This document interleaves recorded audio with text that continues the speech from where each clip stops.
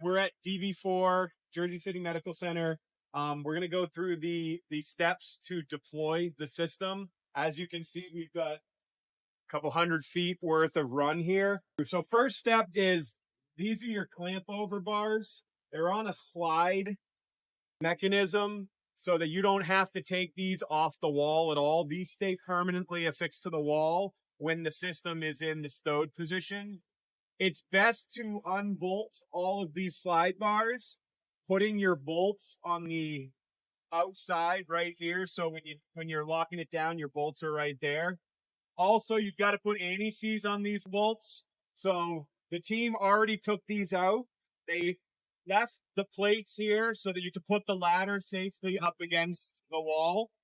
They've taken all the bolts off. They put the antifreeze on the bolts. The next step is to take off the lower trench covers. These trench covers have hex screws in the corner. They use an impact driver to take off all of those screws.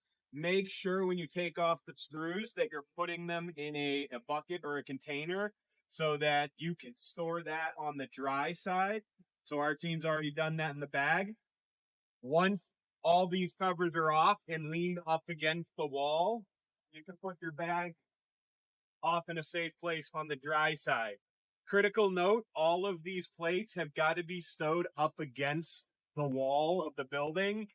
When loaded, this system creates an arc, and that arc depth is going to come back into this area. So we want those plates away from that arc depth. We utilize a tool, all tools, to deploy the system, be stored in the storage container as well. So there is a bar that's going to be stored right down here.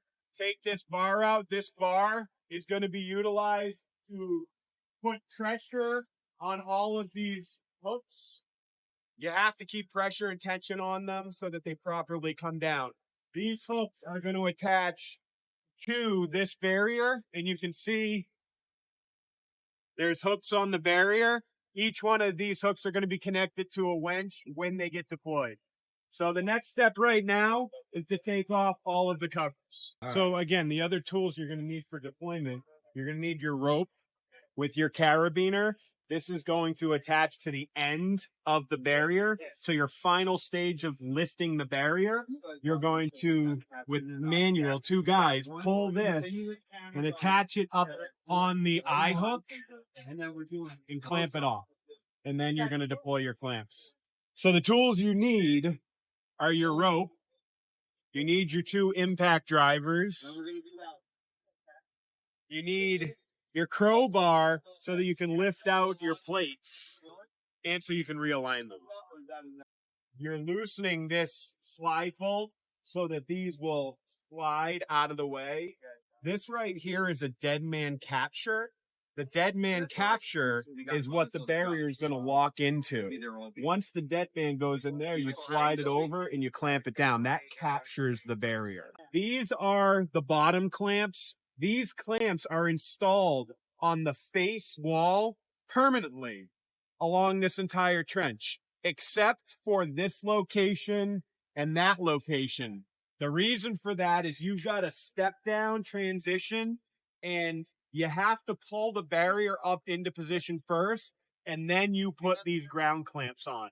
So these ground clamps are stored on top of the barrier in the stowed position. So when you take all the covers off, you want to take your ground clamps out and put them on the front here so that when you raise this, you can get access to them to secure them. The next step is this set of stairs is removable. So we're going to want to remove these stairs and get them out of the way.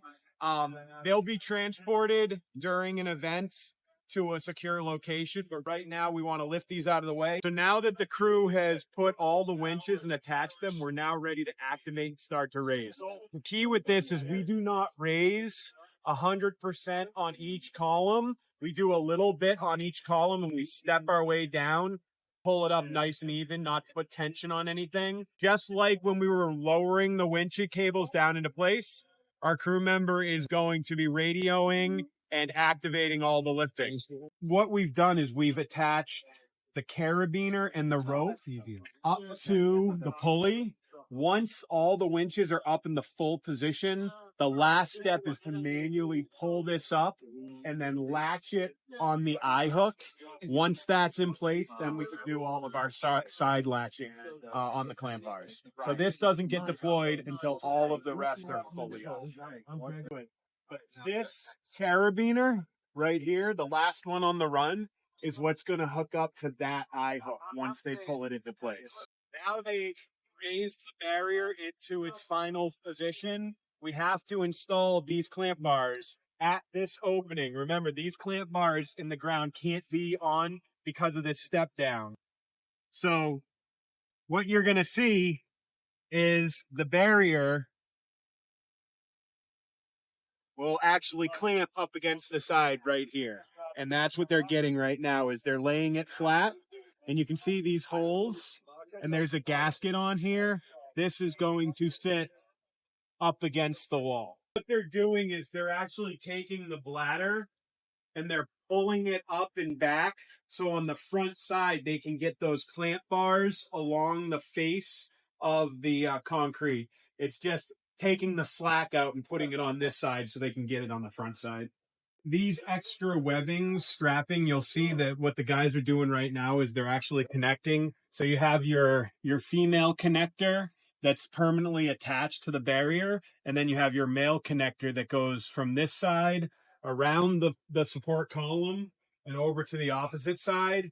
These straps are here because this location drops down out front. And in order to properly transfer the load, you have to strap these onto the column so that it's structurally supported. All of these black tubes, to prevent them from floating away during the event, you're going to take these tubes and you're going to put them into storage. And then after the event, when we're going to retract the system, we'll put these back in the trench. So let's take Fire system's been deployed. On the top, there's straps that have been secured. So this system is ready for a storm.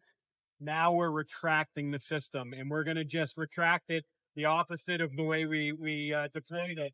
They're removing the slide clamps right now, so they're taking off all the bolts so they can slide the clamp to the left. Once they do that, they're going to be able to release the dead man. And then after they release that, they can get around the backside and they can remove all the carabiner straps that are secured on the backside.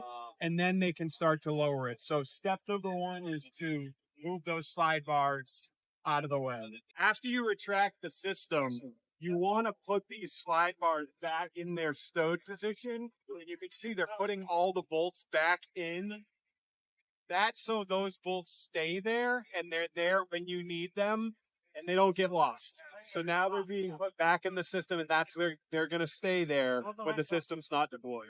Just like when they raised it, they did a little bit at a time. They're doing the same thing here, but as they're lowering it, there's a guy on the dry side and a guy on the wet side, as you can see. And what they're doing is they're pushing it back and forth so that it lays flat in the trench and creates like a Z-fold in the trench so it packs properly. So you can see him right now. He's kind of pushing it down into the trench.